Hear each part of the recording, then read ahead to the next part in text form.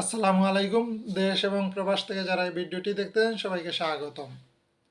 আমি আজকে আসলে ভিডিওটি বানিয়েছি ওই জন্য যে আপনারা হয়তো ইতিমধ্যে জেনে গেছেন যে আগামী 7ই অক্টোবর 2024 সাল রোজ সোমবার আমাদের মাননীয় প্রধান উপদেষ্টা ডক্টর মোহাম্মদ ইউনূস স্যারের বাসার সামনে আসলে একটা গণ অবস্থান কর্মসূচি বা মানববন্ধন যাই বলি আমরা বা ওনার সাথে দেখা করা সৌজন্য সাক্ষাৎ তো আসলে যাই বলি মেইন উদ্দেশ্যটা আসলে আমাদের ওনার সাথে আমাদের সাক্ষাৎ করা।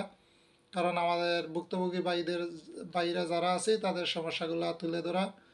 তো ওনার কাছে আসলে আমাদের সবার কাছেই তো যাওয়া হয়ে গেছে, বিএফএস গ্লোবালেও আমরা অনেক কর্মসূচি দিছি বা এমবাসির সামনে আমরা অনেক মানববন্ধন করেছি। তো আসলে কোনো কিছুতেই আসলে আমাদের কোনো ভোগান্তির শেষ নাই বা কোনো অগ্রগতি নাই। তো আসলে এখন লাস্ট যে আমাদের গন্তব্য বা লাস্ট একটা জায়গা, তো সেটা হলো আমাদের মাননীয় প্রধান উপদেষ্টা ডক্টর মোহাম্মদ ইউনূস স্যার। কারণ ওনার আসলে আপনারা জানেন যে ইউরোপে বা আমেরিকাতে ওনার যে প্রভাব আছে বা ওনার যে পরিস্থিতি আছে, তো উনি যদি কিছু বলে তাহলে ইতালিয়ান সরকার ইনশাল্লাহ ফেলবে না। তো আপনারা ইতিমধ্যে জানেন যে আমেরিকাতে যে জাতিসংঘ সম্মেলন হয়েছিল, তো এখানে উনি আমাদের ইতালির যে প্রধানমন্ত্রী আছে জর্জিয়া মেলোনি, ওনার সাথে আসলে একটা বৈঠক করেছে। তো ওইটাকে আমরা আসলে বিভিন্নভাবে প্রচার করতেছি আমরা ইউটিউবার যারা আছি যে হ্যাঁ ওই বিষয় নিয়ে কথা হয়েছে ভুক্তভোগীদেরকে নিয়ে। আসলে কোন বিষয় নিয়ে কথা হয়েছে আমরা এখন পর্যন্ত জানি না, আমরা একটা দুয়াশার মধ্যে আছি। আমরা অনেকেই বলতেছি যে আসলে ভুক্তভোগীদেরকে নিয়ে বলা হয়েছে। তো যদি ভুক্তভোগীদেরকে নিয়ে বলা হয় থাকে তাহলে তো ভালোই, আর যদি না হয় থাকে তো আমরা আসলে একটা ভুল ধারণার মধ্যে আছি। তো কী নিয়ে হয়েছে আমরা এখন পর্যন্ত জানি না, কারণ আমাদের মাননীয় উপদেষ্টার তরফ থেকে কোনো কিছু বলা হয় নাই বা ওনার সাথে যারা ছিল কারো কাছ থেকে কিন্তু কোনো এই বিষয় নিয়ে এই কোনো বিবৃতি পাই নাই আমরা। তো আমরা কি করে বলবো যে ওই বিষয় নিয়ে কথা হয়েছে? হ্যাঁ, দ্বিপাক্ষিক চুক্তি হয়েছে, ইতালি বাংলাদেশ থেকে লোক নিবে, তো আমাদের যে সমস্যা আছে ওইটা তো তুলে ধরা হয় নাই। কারণ আমরা যে বিগত দিনগুলোতে যে জমা দিয়ে যারা অপেক্ষা আছে 2023 সালে জমা দিয়ে, তো তাদের তো অনেক পাসপোর্ট বিএফএস গ্লোবালে আটকা আছে বা ইতালিয়ান এম্বাসিতে প্রায় 25 থেকে 30 হাজার পাসপোর্ট, আরও বেশি হবে। তো এটা আমি আনুমানিক বলতেছি। তো এতগুলা পাসপোর্ট আটকে আছে এখন পর্যন্ত, তো ওইটার কোনো সমাধান যদি না আসে আর উনি যে যদি এই বিষয় নিয়ে আলোচনা করে তাকে অবশ্যই এর অগ্রগতি আমরা দেখতে পারতাম। তো উনি হয়তো দ্বিপাক্ষিক একটা চুক্তি করছে যে হ্যাঁ অবৈধভাবে যাবে না, বৈধ পথে যাবে আমাদের দেশ থেকে। তো আসলে ফোকাসটি করা হয়েছে ওই বিষয় নিয়েই। তো আমরা অনেকেই মানে ইউটিউবার ভাই যারা আছি বা আমরা যারাই আছি বা ফেসবুকে আমরা যারা পেজ চালাই আমরা অনেকেই বলতেছি যে সুদিন চলে আসতেছে, ওই বিষয় নিয়ে কথা হয়েছে, তো যেহেতু বৈঠক হয়েছে হয়তো ভালো কিছু হবে এইটা সেইটা। তো এটা আমাদের আশা থেকে বা আবেগ থেকে বলতেছি। তো আবেগে তো দুনিয়া চলে না ভাই, আমাদের বিবেক দিয়ে কাজ করতে হবে। তো উনি কোন বিষয় নিয়ে কথা বলছে ওইটাও তো আমাদের জানা জরুরি। তো ওনার সাথে অবশ্যই আমাদের সাক্ষাৎ করা দরকার। তো আপনারা স্বতঃস্ফূর্তভাবে যাতে সবাই অংশগ্রহণ করতে পারেন, কারণ আপনারা যদি সবাই অংশগ্রহণ না করেন তাহলে আমাদের ভোগান্তি শেষ হবে না, আমরা যেভাবে আছে সেভাবেই থাকতে হবে। তো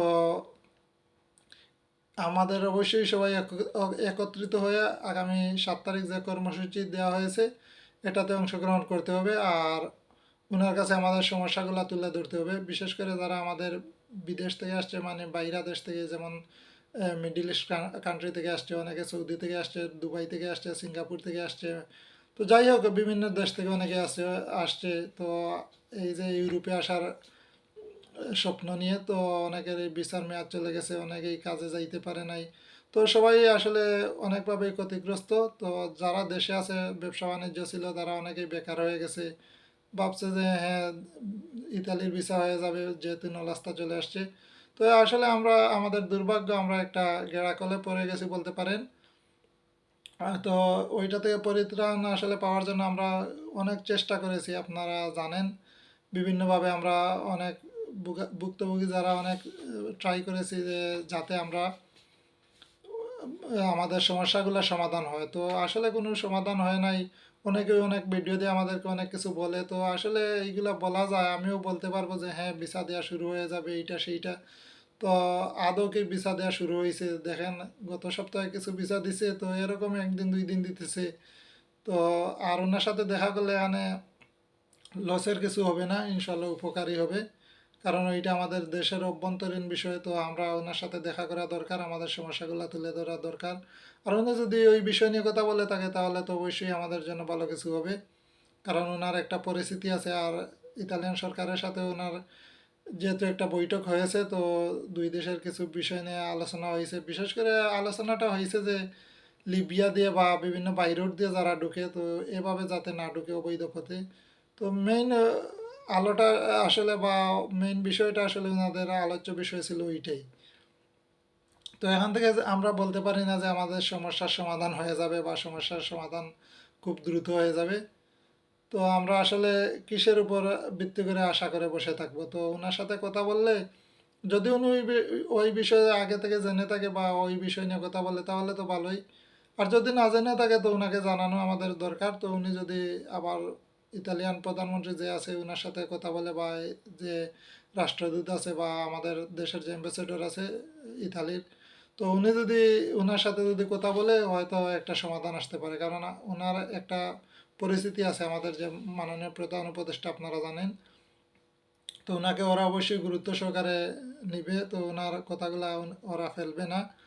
তো আর যেহেতু একটা চুক্তি হইতেছে, আর উনাকে যেহেতু এই জর্জা মেলোনি ইতালিয়ান প্রধানমন্ত্রী উনি যে আশ্বাস দিছে যে আমাদের দেশ থেকে লোক আনবে বা আমাদের দেশকে ওরা প্রাধান্য দিবে, তো এইটা যদি হয়ে থাকে তাহলে ওই সমস্যাগুলো আরও সমাধান করবে ইনশাল্লাহ, যদি উনি আলোচনা করে। তো আমরা আসলে ভুক্তভোগীরা আসলে নানানভাবে ক্ষতিগ্রস্ত, আমরা যাওয়ার আর জায়গা নাই, এইটাই আমাদের লাস্ট। তো আপনারা ভিডিওটি আসলে বেশি বেশি করে শেয়ার করবেন যাতে সবাই অংশগ্রহণ করতে পারে। আর আপনারা এখানে একটা টেলিগ্রাম গ্রুপের লিংক দিব আমি, ওই লিংকে ঢুকে যারা সমন্বয় করতেছে তাদের সাথে সরাসরি আলাপ করতে পারবেন কিভাবে কি হবে। তো আপনারা এখান থেকেই সব দিক নির্দেশনা পেয়ে যাবেন, এই টেলিগ্রাম গ্রুপে আপনারা অ্যাড হয়ে যাবেন। তো লিঙ্কটি আমার ভিডিও ডেসক্রিপশন বক্সে দিয়ে দিব। আর ভিডিওটি আপনারা বেশি বেশি করে শেয়ার করবেন, কারণ যাতে অন্যরা দেখতে পারে। তো আমরা বিভিন্নভাবে ভিডিও দেখি বা বিভিন্ন ভিডিও দেখে আমরা আসলে অনেক আশা, আসলে আমাদের তো হতাশার মধ্যে যে কারো যদি কিছু ভালো কথা শুনি মনে করি যে হ্যাঁ ওইটাই আমাদের জন্য অনেক কিছু। তো ওইটা আসলে অনেক আমাদের আবেগ থেকে ওইটা চিন্তা করি। আসলে আমাদের তো আসলে কোনো সমাধান হইতেছে না। আমরা এই যে ভিডিও বানিয়ে বলতেছি যে হ্যাঁ ভিসা দিয়ে দিবে এইটা সেইটা, তো ওই বিষয় নিয়ে কথা হয়েছে, ভুক্তভোগীদেরকে নিয়ে কথা হয়েছে। তো আমরা তো এইটা আসলে এখনো নিশ্চিত না কোন বিষয় নিয়ে কথা হয়েছে।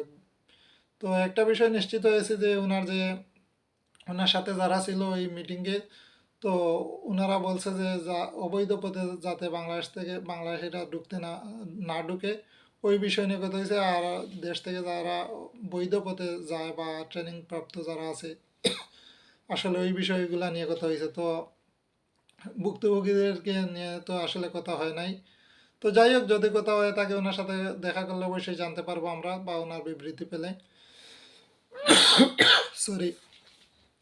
তো আমরা অবশ্যই সবাই অংশগ্রহণ করব। আর আমরা আসলে অনেকে অনেক দুশ্চিন্তাগ্রস্ত, তো সবাই আশায় থাকি। আর ব্যঙ্গে পড়বেন না কেউ, সাহস রাখেন, মনে বল রাখেন, ইনশাল্লাহ ভালো কিছু হবে। আর আপনারা আবার টেলিগ্রাম গ্রুপে অ্যাড হয়ে যাবেন, আমি লিঙ্কটি দিয়ে দিব। আর তাদের সাথে যোগাযোগ করবেন যারা সমন্বয় করতেছে। আর ভুক্তভোগী অরিজিনাল যারা ভুক্তভোগী তারাই আসবেন, কারণ যারা ভুক্তভোগী নয় এখানে কিন্তু অ্যালাউড না। আর কোনো দালাল চক্রকে ঢুকতে দেওয়া হবে না, ওইটা আপনারা মনে রাখবেন। তো আপনারা অবশ্যই যারা ভুক্তভোগী, যারা অরিজিনালি পাসপোর্ট জমা দিয়েছেন, অবশ্যই তারা অংশগ্রহণ করবেন বা তাদেরকে প্রাধান্য দেওয়া হবে, কারণ তারা জানবে বুঝবে যে এখানে বিশৃঙ্খলা করলেই আমাদের বিপদ। আর যারা ভুক্তভোগী ছাড়া যদি কেউ অংশগ্রহণ করে কিন্তু এখানে গিয়ে বিশৃঙ্খলা করবে, অনেক কিছু করবে, তো এইটাতে আমাদের জন্য হিতে বিপরীত হবে। তো ওই জন্য ভুক্তভোগী যারা আছি অবশ্যই আমরা বুঝবো আর সবাই অংশগ্রহণ করব। তো আজকে এই পর্যন্ত, ভিডিওটি লং হয়ে যাইতেছে। তো কথা হবে পরবর্তী কোনো একটা ভিডিওতে। আর আপডেট নিয়মিত পাবেন বিশেষ করে এই মানববন্ধনের আপডেটগুলা। তো ইনশাল্লাহ ভালো কিছু হবে ওই প্রত্যাশা ব্যক্ত রেখে আজকের মতো বিদায়। আসসালামু আলাইকুম।